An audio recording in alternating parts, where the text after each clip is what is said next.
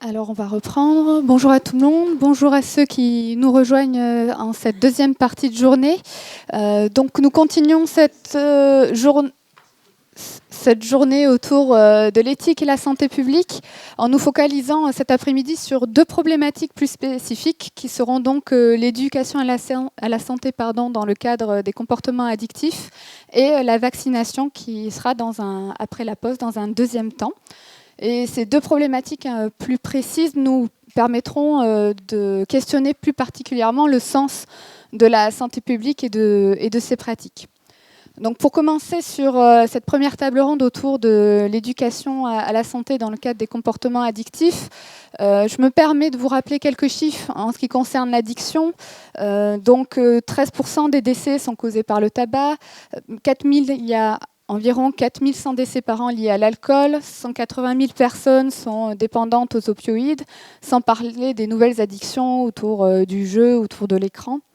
Et face à cette problématique, ce fléau-là, quel va être le rôle de l'éducation ?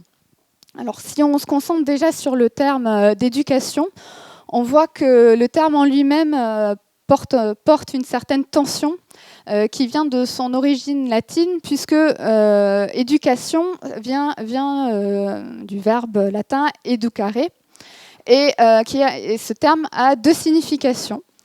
La première signification veut dire nourrir, prendre soin d'eux.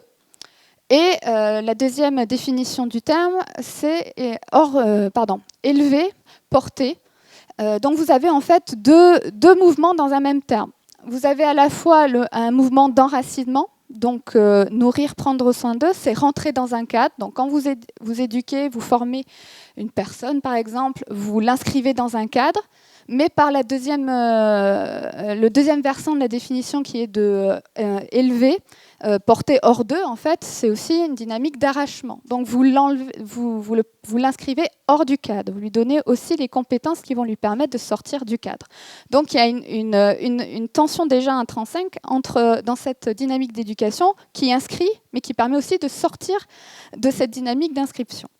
Et dans le cadre de l'addiction, des comportements addictifs, cette tension, elle est d'autant plus vive que la gestion des comportements addictifs oscille entre plusieurs paradigmes qui seront sûrement évoqués lors de cette table ronde. Le paradigme médical, le paradigme social, politique, et qui va faire que dans les approches de la gestion de l'addiction, va être à la fois prônée aussi bien la contrainte, l'interdiction, mais aussi l'encouragement à se gouverner soi-même, donc à s'élever aussi. Donc nous serons amenés à nous questionner sur que signifie éduquer dans ce cadre si particulier des comportements addictifs et dans quelle mesure les pratiques éducatives vont aider les personnes à faire face à ces souffrances-là.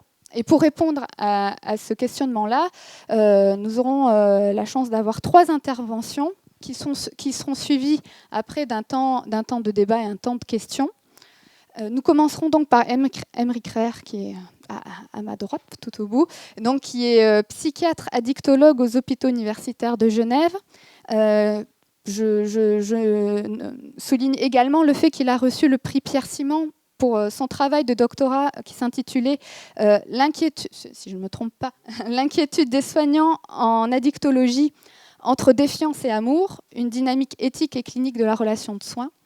Donc, les travaux d'Aymeric Reher cherchent à cerner cette relation atypique qui est la relation de soins en addictologie, qui est atypique pour plusieurs raisons, mais j'en citerai 2. Premièrement, parce que les patients eux-mêmes sont assez atypiques, notamment parfois par leur évanescence, mais aussi parce que le milieu soignant, l'addictologie dans le milieu soignant est un champ un petit peu marginal et donc est parfois soumis à des questionnements, notamment par les représentations qui peuvent être péjoratives dans le milieu social face à l'addiction. Et donc, il me semble que dans la thèse d'Emery Creer, le questionnement nous amenait à dépasser une vision de l'éducation qui serait une vision prescriptive, un peu tutélaire, pour justement essayer de la saisir. Alors, dans le cadre de la thèse, si je ne me trompe pas, à l'épreuve de l'amour au sens de Yankelevitch, mais surtout de voir comment l'éducation peut être une alternative à la contrainte. Mais comment peut-elle être une alternative à la contrainte quand on est dans le cas d'une relation assez fragile, qui est la relation de soins dans les comportements addictifs.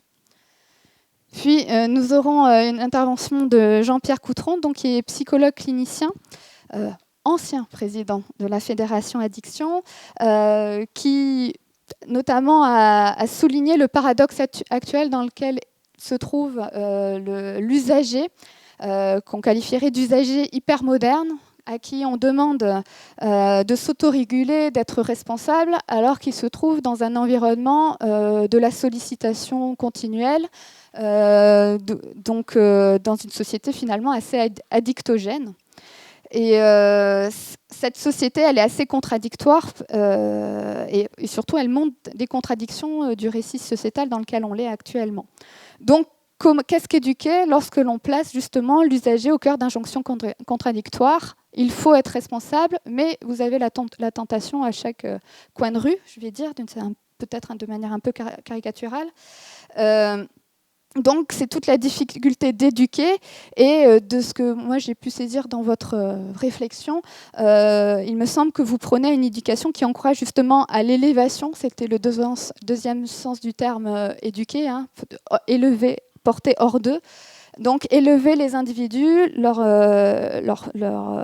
transmettre des compétences sociales qui leur permettront après de se responsabiliser. Et enfin, dans un dernier temps, nous entendrons Martine Antoine, qui est donc coprésidente de l'Institut Renaudot.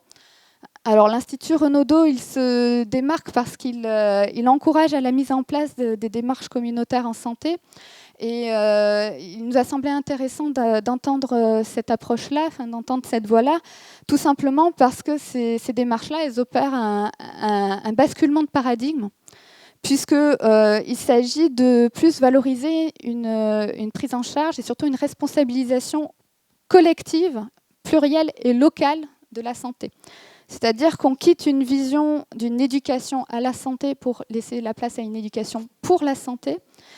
Et le but, c'est de faire de ces actions un outil participatif qui va aider au développement social. Et justement, comme il s'agit de développer une dynamique plus locale, plus participative, ça nous pousse à repenser les jeux d'autorité dans l'éducation à la santé, en fait, dans l'éducation de soins, notamment avec une revalorisation de l'usager, appelé usager habitant citoyen. Je vous laisserai développer. Et donc, pour conclure sur ce point-là, finalement, c'est une éducation qui va être plus fondée sur l'horizontalité. Et donc, on peut se demander dans quelle mesure une éducation qui est plus fondée sur l'horizontalité arrive à suppléer aux politiques plus individualistes de la santé publique. Et finalement, quels peuvent être les enjeux éthiques de déléguer au collectif, au local, des politiques sanitaires qui sont peut-être actuellement un petit peu insuffisantes. Donc vous voyez bien qu'en arrière-fond se pose quand même la question de la responsabilisation et de la responsabilité.